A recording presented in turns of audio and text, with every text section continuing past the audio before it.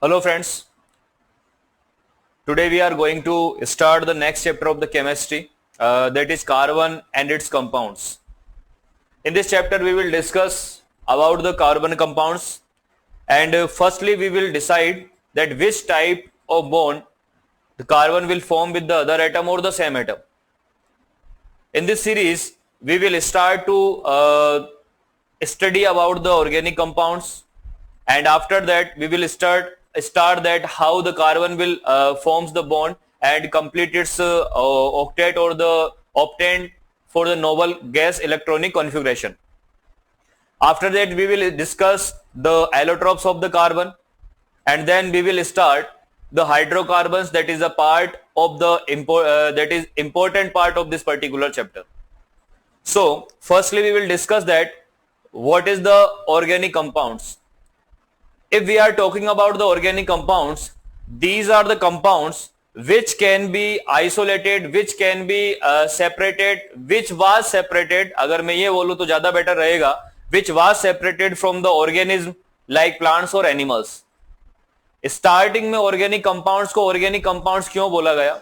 Because organic word का मतलब है organism, means these compounds were isolated from the organism. Organism का मतलब है plants and animals, like urea, like sugar, like fats, oils. These are such organic compounds which were isolated from the organism. So these compounds named as organic compounds. And such chemistry, the branch of the chemistry which deals with the organic compounds, in that we will discuss about the formation of the organic compounds, reactions of the organic compounds, properties of the organic compounds. Such chemistry is known as organic chemistry. And these organic compounds are mainly made up of carbon, hydrogen and oxygen. These compounds are mainly formed by carbon, hydrogen. So these are also known as, mainly we can say that these are hydrocarbons. So if we are going to discuss about the organic compound, that the compound like urea, sugar, fats, oils, dyes, etc., which were isolated directly or indirectly from living organism, plants or animals, were called organic compound. You can see here we are using the past tense, were. Why? Because in starting it is supposed that these compounds only are formed in the organism due to presence of a vital force. So this is known as vital force theory. एक special force होता है जो कि organism के अंदर मिलता है, और उस ही फोर्स की वजह से ऑर्गेनिज्म के अंदर ही ऑर्गेनिक कंपाउंड्स का फॉर्मेशन होता है, ये माना जाता था. और इसी वजह से इस टाइप के कंपाउंड्स का नाम क्या दिया गया? ऑर्गेनिक कंपाउंड दिया गया. But after the some experiment some scientists were succeed to form these compounds in laboratory. In compounds को लेबोरेटरी में बनाया गया, and the first compound which is organic compound and made up in artificially in laboratory. The compounds firstly was discovered only in organism. After that some scientists try and experiment to create these compounds, to form these compound in laboratory, and after long time the first organic compound which was formed in laboratory was urea.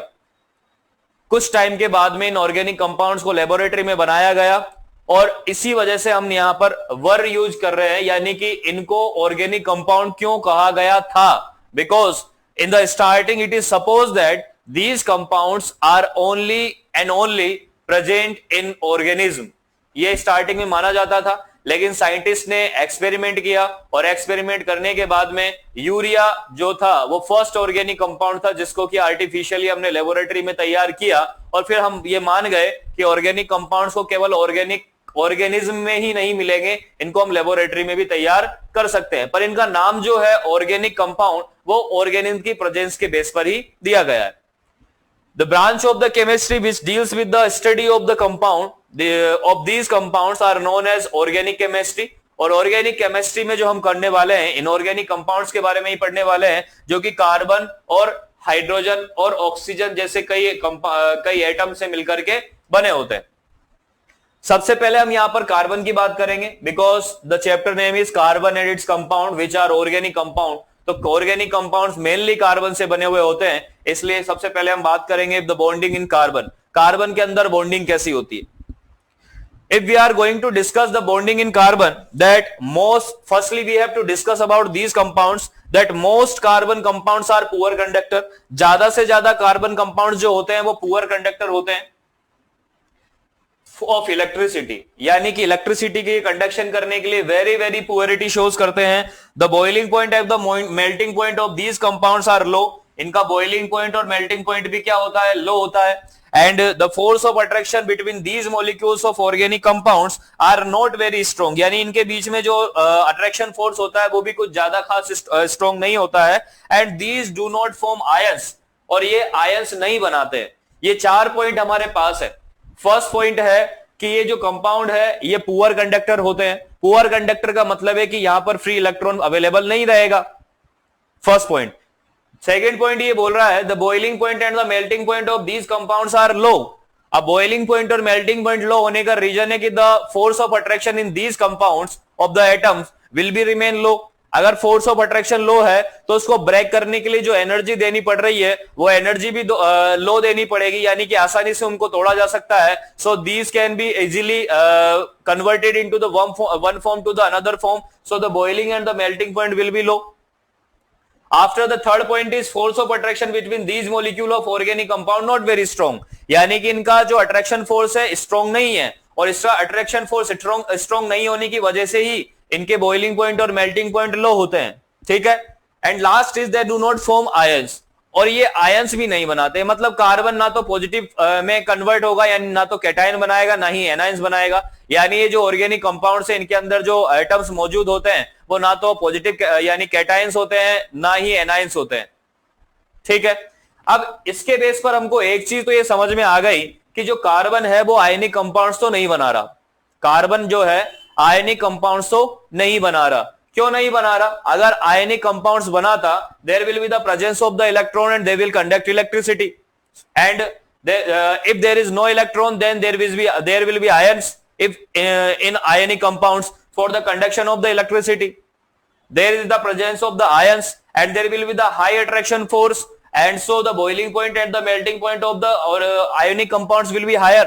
Last turn पे हमने जब chapter पढ़ा था metals और non metals, तो उसमें हमने ionic compounds की प्रॉपर्टी के बारे में डिस्कशन किया था। तो अगर वो प्रॉपर्टी मैच करती तो कार्बन जो है वो आयनिक कंपाउंड बनाता, लेकिन these properties are totally different. So we can imagine and we can guess that carbon will not form the ionic compounds. ये आयनिक कंपाउंड तो नहीं बनाएगा। तो फिर कौन से बनाएगा उसकी बात करते हैं। अगर हम आयनिक कंपाउंड्स की बात करें तो elements forming ionic compounds attain a completely filled outer shell by donating or receiving the electron। यानी कि अगर कोई भी एलिमेंट जो है आयनिक कंपाउंड बना रहा है तो अपना आउटर मोस्ट ऑर्बिट को कंप्लीट करने के लिए या तो इलेक्ट्रॉन को डोनेट करता है या इलेक्ट्रॉन को रिसीव करता है। इसका मतलब ये हुआ कि वो या तो कैटायन बनाएगा या फिर एनायन बनाएगा। If it is losing the electron, then it will convert in cation, and if it is receiving or gaining the electron, then it will convert in anion। And such type of compounds there will be the presence of ions। These are called as ionic compounds because there will be the attraction force and there will be the formation of bond that is known as ionic bond in these particular ions। अब अगर हम बात करें carbon की, in this case of the carbon, यहां पर इसके outer most shell का कार्बन की अगर बात कर लेते हैं तो कार्बन का जो इलेक्ट्रॉनिक कॉन्फ़िगरेशन होता है वो होता है कार्बन का जो एटॉमिक नंबर होता है वो होता है 6। कार्बन का 6 एटॉमिक नंबर होने की वजह से इसका जो इलेक्ट्रॉनिक कंडीशन होती है वो होती है 2 and 4। यहां पर इसके आउटर मोस्ट ऑर्बिट में वैलेंस शेल में 4 इलेक्ट्रॉन अवेलेबल है। There is the presence of 4 electron. अगर हम बात करें इसके नियरेस्ट इनर्ट गैस की तो इसके नियरेस्ट इनर्ट गैस अगर हम बात करें हीलियम है 2nd नंबर पर और नियोन है 10 नंबर पर। यानी कि या तो ये चाहे तो हीलियम के जैसे 2 इलेक्ट्रॉन आउटर मोस्ट ऑर्बिट में है तो 2 इलेक्ट्रॉन वाला इलेक्ट्रॉनिक कॉन्फ़िगरेशन 2 इलेक्ट्रॉन वाला इलेक्ट्रॉनिक कॉन्फ़िगरेशन रिसीव कर सकता है, और अगर ये चाहे तो ये 2 और 8 नियोन का जैसा इलेक्ट्रॉनिक कॉन्फ़िगरेशन रिसीव कर सकता है. But if it want to receive the electronic configuration like helium, then it should be lose 4 electron. इसको 4 इलेक्ट्रॉन लूज करने पड़ेंगे. और अगर ये नियोन का जैसा इलेक्ट्रॉनिक कॉन्फ़िगरेशन रिसीव करना चाहता है, गेन करना चाहता है, then it should be receive 4 electron, यानी इसको 4 इलेक्ट्रॉन रिसीव करने पड़ेंगे. If it is losing 4 electron, then it will convert in cation, and if it is gaining 4 electron, then it will convert in anion. But is it possible to form the carbon cation and anion? क्या कार्बन को cation और anion में convert होना possible है? तो हम बात करते हैं इसके बारे में. In the case of the carbon 4 electrons are present in outer most orbit. इसके आउटर मोस्ट ऑर्बिट में 4 इलेक्ट्रॉन प्रेजेंट होते हैं. नीड 4 इलेक्ट्रॉन लूज और gain to attain noble gas configuration. यानी कि अगर ये 4 इलेक्ट्रॉन लूज करता है तो ये C4 प्लस बना करके हीलियम का इलेक्ट्रॉनिक कॉन्फ़िगरेशन अचीव करता है और स्टेबल हो जाएगा. And if it is gaining the 4 electron, then it will obtain the neon electronic configuration and form C4 minus, means anion, and becomes stable. But if we are talking the first condition, if it loses 4 electron, अगर ये 4 electron loose करेगा, if it is losing the 4 electron, then जैसे ही ये 4 electron loose करता है तो इसके outer most orbit में 2 इलेक्ट्रॉन हो जाते हैं, और 2 इलेक्ट्रॉन होने की वजह से ये C4 प्लस में कन्वर्ट हो जाता है, means it will convert into the cation. But is it possible? क्या ये पॉसिबल है? तो बात करें आगे कि पहली बात तो ये कि ये 4 इलेक्ट्रॉन को लूज करवाने के लिए higher amount of energy is required.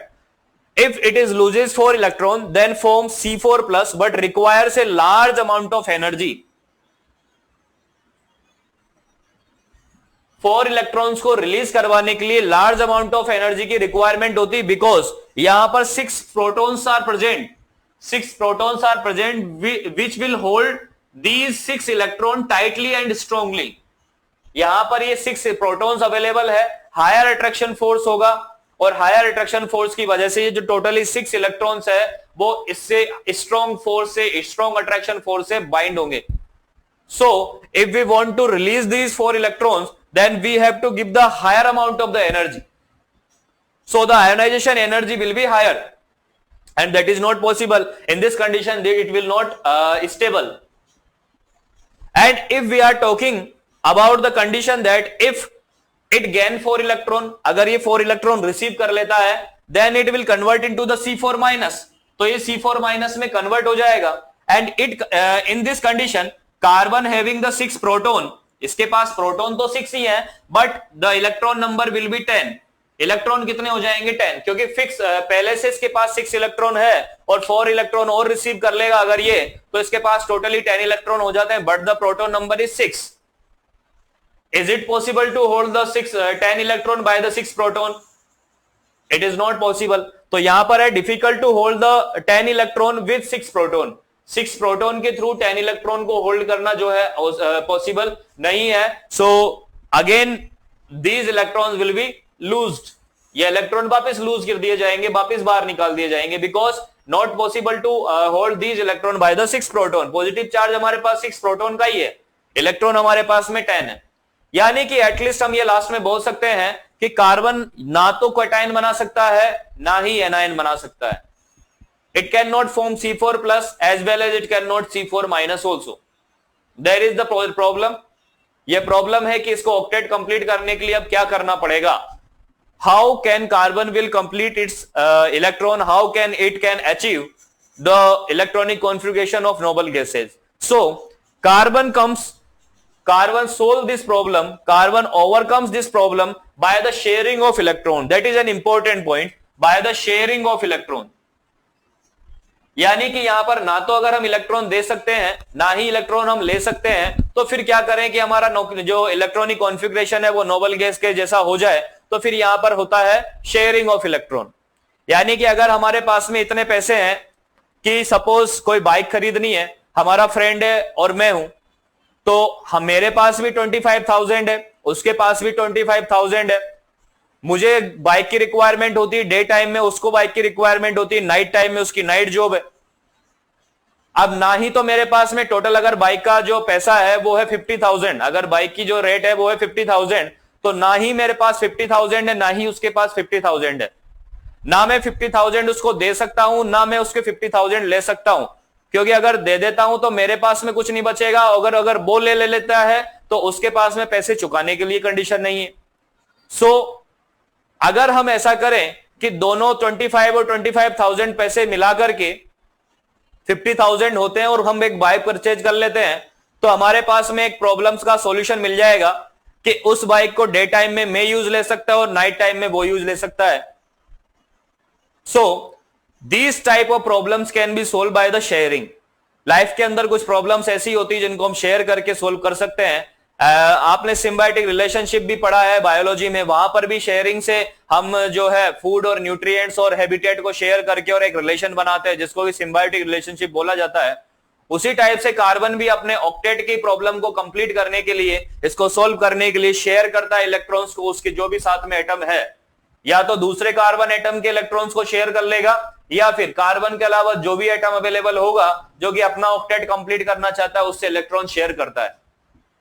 And such type of condition and such type of bond which is made up of by the sharing of electron, यानी इस टाइप से देखिए दो आयंस के बीच में the bond which is formed between the two ions that are known as ionic bond, दो ions के बीच में बनने वाला जो बॉन्ड है वो आयनिक बॉन्ड कहलाएगा।